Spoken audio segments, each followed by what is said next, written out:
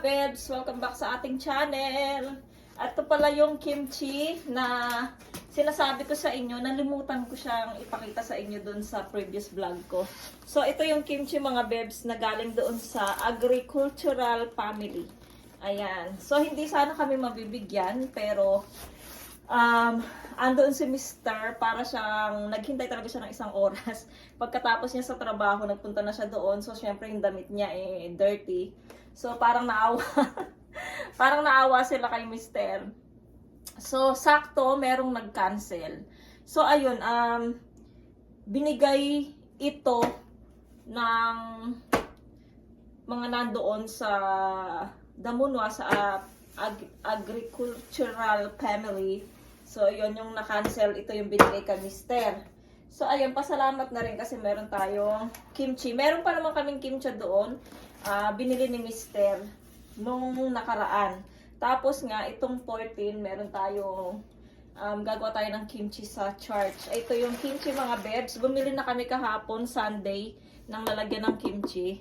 Kasi nga wala kaming lalagyanan. So, 12 liter din to mga bebs. So, kakasya na ito. Mag-ano muna ako, mag-gloves.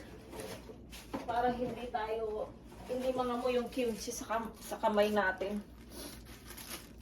Kasi itong kimchi mga bebs, maamoy ito lalo na pagka super tagal na ng kimchi. Didikit talaga sa kamay mo yung amoy ng kimchi. Ayan mga bebs, yung kimchi. Ipakita ko sa inyo. Kung ito medyo spicy siya mga bebs. So ipakita ko sa inyo yung kimchi. Wait lang. So ayan mga bebs yung kimchi natin. Ayan oh.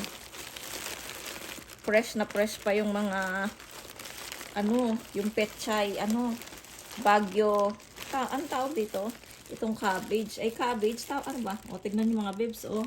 Fresh na fresh, diba? Sarap-sarap, oh. Alam niyo dito, yung bagay dito. Yung talaba na fresh. Tapos, yung niluluto ko palagi every Saturday, yung favorite ng mga bata, tsaka ni Mr. yung pork stew. Ayan, bagay na bagay siya dito, yung bagong kimchi. Iyan yung mga tineturno nila mga bebs kapag gumagawa sila ng kimchi. Tignan nyo sa 14 mga bebs. Ipapakita ko sa inyo yung tineturno nila dito sa kimchi na to pagka bagong gawa. So, ilalagay ko na muna ito mga bebs sa lalagyanan para mailagay ko na rin sa reps kasi ilang araw na to sa sa beranda kasi malamig din naman sa beranda, 'di ba, parang reps. So ayun, at least okay lang siya. So ilagay ko muna ito sa mga bebs sa lalagyanan. Ayan. Medyo madami-dami din siya.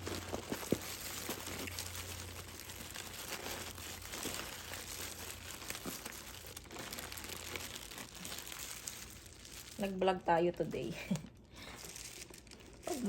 Pag Monday talaga mga babes, minsan hindi ako nagba-vlog.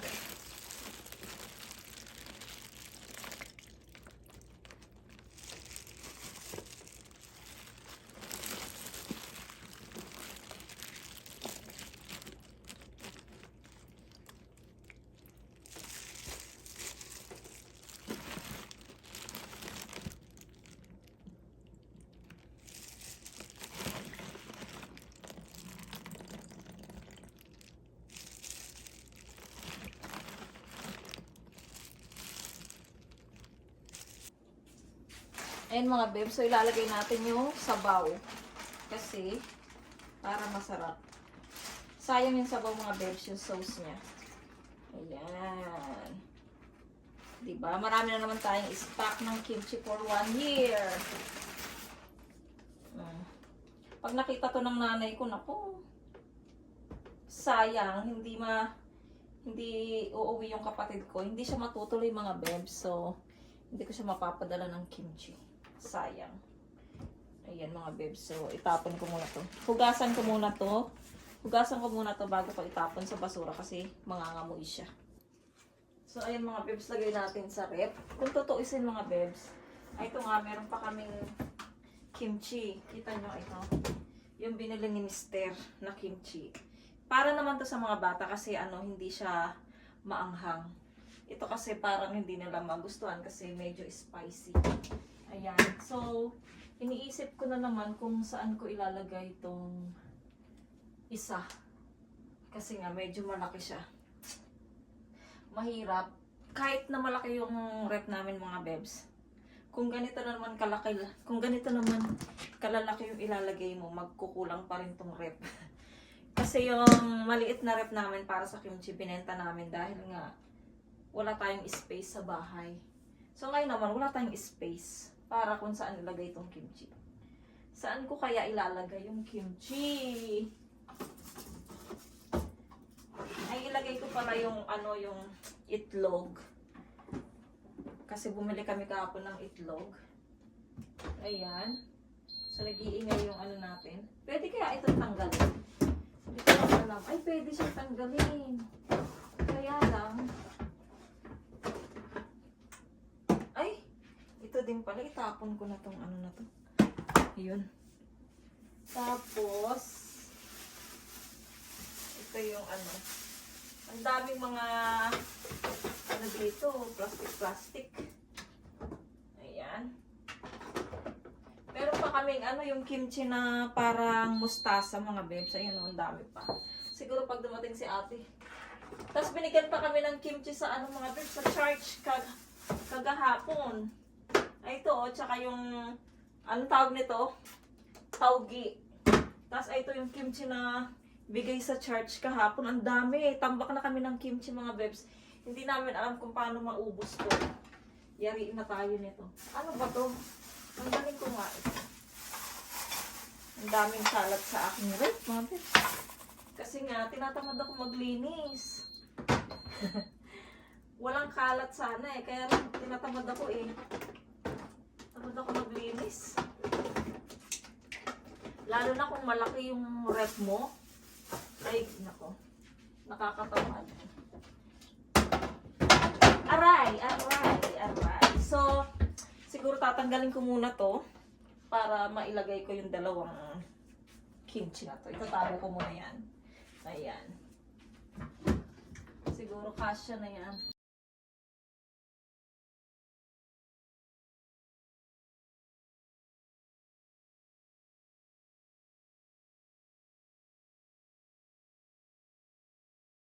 $2,000 years later. Good afternoon mga bebs.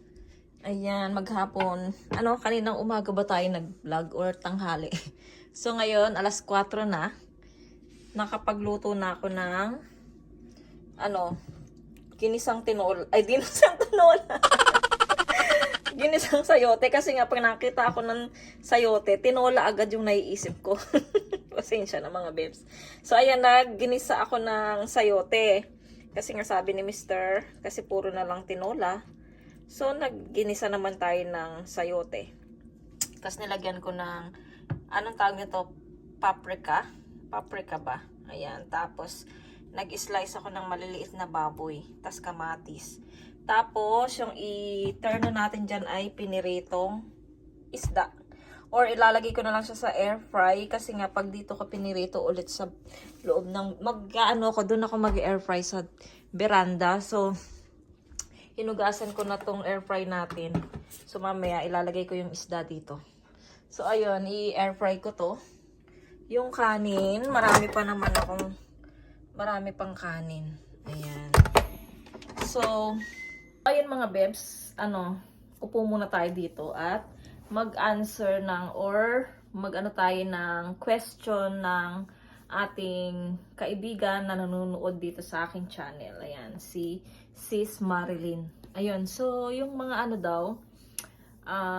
dito daw mga Korean na couple na mag-asawang pure Korean ay binibigay ba nila lahat yung sahod nila sa asawa nilang babae? Kasi tayo, 'di ba, sa Philippines, binibigay nila lahat yung yung sahod nila sa mga asawa nila, 'di ba?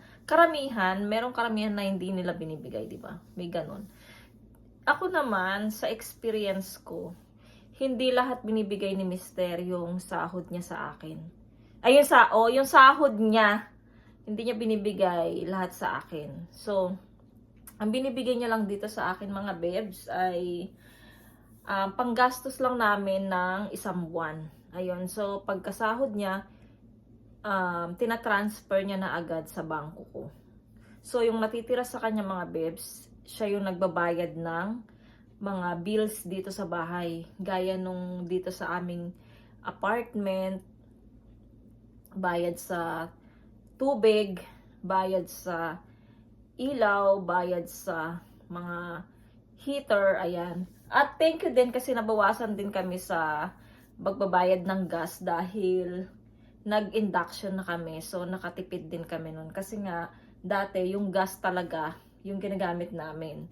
So, nakatipid kami. So, tsaka mas okay at affordable yung induction mga bebs. Sa kuryente medyo mataas. Hindi naman masyadong mataas dito mga bebs yung kuryente. Maliban na lang kung summer, pag syempre maghapong nakabukas yung aircon, ayan talaga. Excuse me. So lalaki talaga yung babayaran natin sa ilaw. So ayun nga, yung mga Korean dito, pareho lang naman sa mga Pilipino. Karamihan binibigay nila sa asawa nilang babae yung talaga yung sahod ng lalaki. Kasi nga iyan yung yun yung nakasanayan nila na tapos sila lahat na yung nagbabayad, yung mga babae na lahat yung nag-aasikaso sa lahat. Basta pag binigay ng lalaki, hindi na siya makikialam. So siya na lahat. Pero kung kulang yan mga bebs, mas yung mga Koreana na babae kasi dito, mas gusto nila nagtatrabaho sila. Mas gusto nila yung nagtatrabaho sila, meron silang pangsariling pera. Parang sa atin din siguro, di ba? May pangsarili silang pangailangan, di ba? Pambili nila ng pang-shopping nila kasi mahilig yung mga Korean na lumabas with friends din. Yan, sosyalan, kumakain sa labas, tapos shopping. Ayan yung mga gusto. Pero karamihan din dito, nag-aaway din yung mag-asawa dahil sa pera. Tapos, mabilis din silang makipaghiwalay. Kaya, yung mga dito, maraming mga divorce, yung mga, dito, mga Korean. Konting problema lang, na sila. Hindi na nila re-resolvehin. Makikipaghiwalay na sila agad, mga bebs. Kaya, iyon, yung mabilis silang sumuko. Ganun, mga bebs. Kung naalala nyo, yung mga dito, alam nyo na, nagpapakamatay, mabilis silang sumuko. Kayo, yun, yung hindi nila kaya yung problema, mga bebs, yung mga Koreano. At lalo na kung hindi sila nananalig kay Lord. Ayan, syempre, kitilin nila yung sarili nila. Pero yung mga Christian, syempre, hindi nila gagawin yun dahil may takot sila sa Diyos. So, ayun yung masasabi ko. Tsaka, minsan, pag nagbibiruan kami ni Mister, sabi ko, pasalamat ka, hindi Koreana yung napangasawa mo. Kasi kung Koreana yung napangasawa mo, baka kunin niya na lahat yung sahod mo, sabi ko sa kanya. Baka hiwalayan ka na, sabi ko sa kanya. Pasalamat ka, ako yung napangasawa mo dahil sapat na yung binibigay mo, okay na yon. Hindi na nga ako humihingin mga bebs ng pera para sa pangsarili ko. Minsan kumukupit. Yung pagka nakikita nyo nag-unboxing ako mga bebs, ayan, na yun, kupit lang yun sa sa budget namin sa bahay, pero sa bahay talaga yun mga bebs. Ayan, doon lang naman ako nakakakuha eh. At saka, pagka lang, nagkakaroon ako ng regalo sa kanya, pagka, kunyari, birthday ko, Christmas, anniversary namin, yun lang yung nabibigyan niya ako ng pera na para sa akin. Pero yung pang buwan-buwan talaga mga bebs, yun lang yung binibigay niya, yung, sabihin ko ba kung magkano yung amount na binibigay sa akin ni Mr. every month. Dati mga bebs, nung medyo okay pa, hindi pa masyadong mahal, binibigyan ako ni Mr. ng 500,000 won every month. Tapos, dumagdag ng 200, so 700,000 won.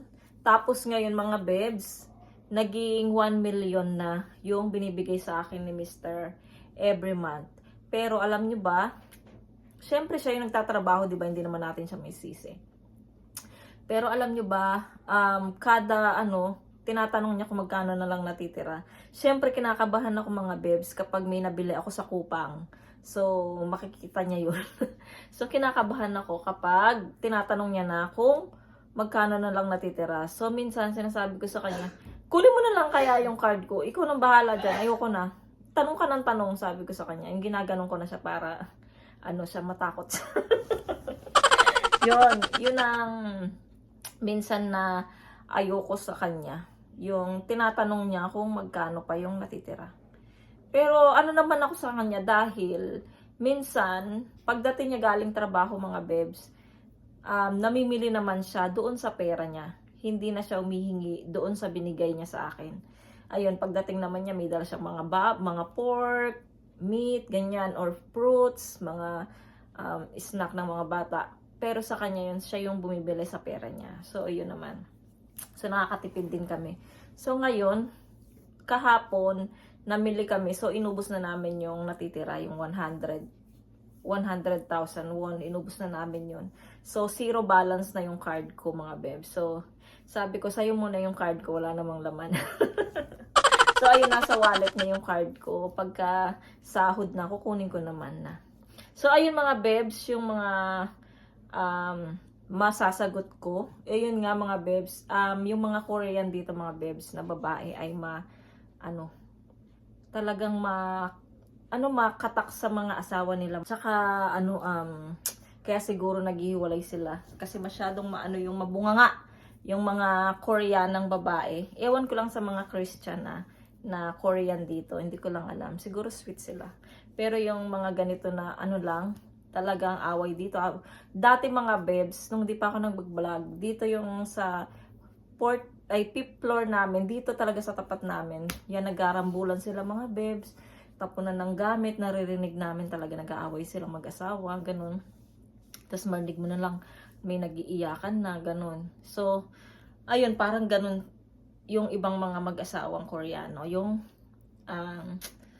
ewan ko, yung mga hindi Christian, yung grabe sila mga bebs, mag-away, dalawang mag-asawa. Ayan, so, tapunan ng gamit, ganyan. Nung minsan, dati, pumasok ako kasi nga in-invite niya ako dahil nagsasorry din sila dahil nga maingay sila, diba? So, nagsasorry din sila sa amin.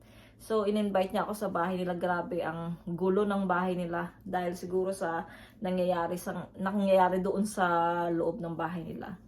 Tapos, ayun nga, iyon lang yung masasabi ko kasi wala naman akong kaibigan. Isa lang naman yung kaibigan kong Koreana na Christian naman din siya. So, ayun din, sabi niya pag namimili daw siya, ganun din, tinatanong din siya nung asawa niya kung magkano na naman yan, saan mo naman binili yan, ganyan-ganyan. So, minsan naiinis din siya sa asawa niya. Ayun, ganun lang yung sagot ko mga beb sa question ni Sis Marilyn. Pasensya na. Ayun mga bebs, habang naghihintay tayo ng oras, hindi ko alam kung magsasaing pa ako, hindi na siguro kasi marami tayong marami tayong kanin. At pinapa-unfroze ko lang yung chicken tuloy, yung isda para i-air fry ko na siya doon. Hindi ko alam kung mag-overtime si Mr. mga bebs. Ayun. Ay, pagod ako. Pag umaga pagka Monday nakakapagod. Ay. So, ayun mga bebs yung ating sagot. So, mag-question lang kayo dyan mga bebs. Comment lang kayo kung ano pa yung gusto nyong malaman dito sa pamumuhay dito sa Korea. Yan mga bebs. So, update tayo later. Sana naintindihan nyo yung mga in-explain ko, sis ha. Sana naintindihan mo yan. 1 hour later. Naisipan ko mga bebs na wag na lang sa air fry. Mas okay na siguro yung fried. Ayan. So, binabad ko na siya sa itlog. Tapos yung isa. So, nagpapainit na ako na medyo mainit na siya ng mantika. Si Yeram pala ay nandito na. Hello! Ayan. Tapos yung ating gulay, nilagay ko na dito sa lalagyan na to. Ayan. So, Sana makain namin to agad kasi nga hindi kami masyadong nakain ng banana. Pero gusto kong bumili. Gusto ko meron lang banana sa bahay. So, nasasayang siya. So, dapat kainin namin to. So, from Philippines pa siya mga bebs. Ayan, Philippines. Yung sulat na yan is Philippine. Ayan, so, ilagay ko muna tong isda. Isda. Sana ay okay na. Ayun. Okay na siya. And then, ito naman.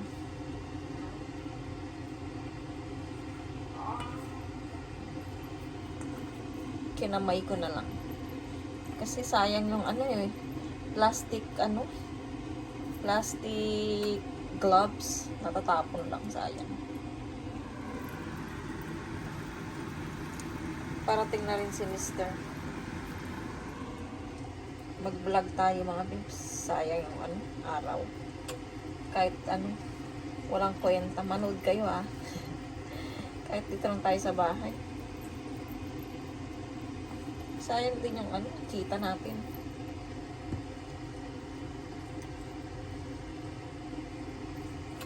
Ayan. Ayan, okay na yun. Sayang, ang daming flour na nilagay ko. Sayang. But it's okay.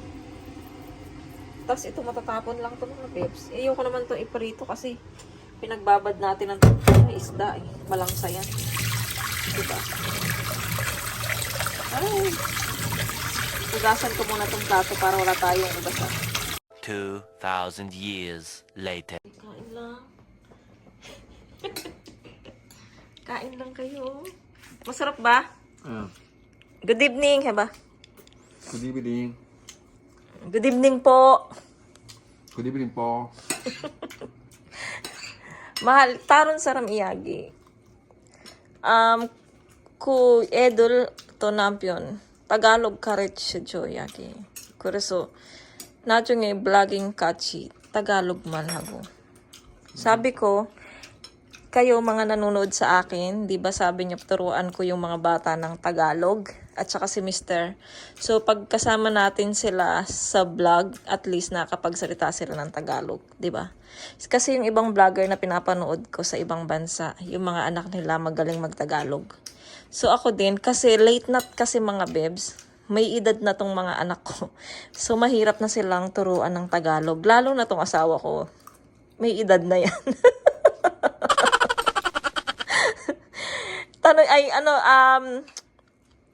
Anong tawag nito? Ulaan nyo mga bebs kung ilang taon na tong asawa ko. Comment down below. Ang nakapag ng tamang sagot, bibigyan ko ng 100 na load. Ayan, 100 load. Yung nasa Pilipinas lang ha. Kasi pag sa ibang bansa, meron din yata pero tignan natin. Ayan, 100 lang na load. Ayan, kung sinong makakapag-hula kung ilang taon na tong asawa ko. Ayan. Mahal mi at sal, mala di ba? Abi game heso. Just see those sleigh bells jingling, ring, ting-a-ling-a-ling. I'm on to lovely weather for a sleigh ride together with you.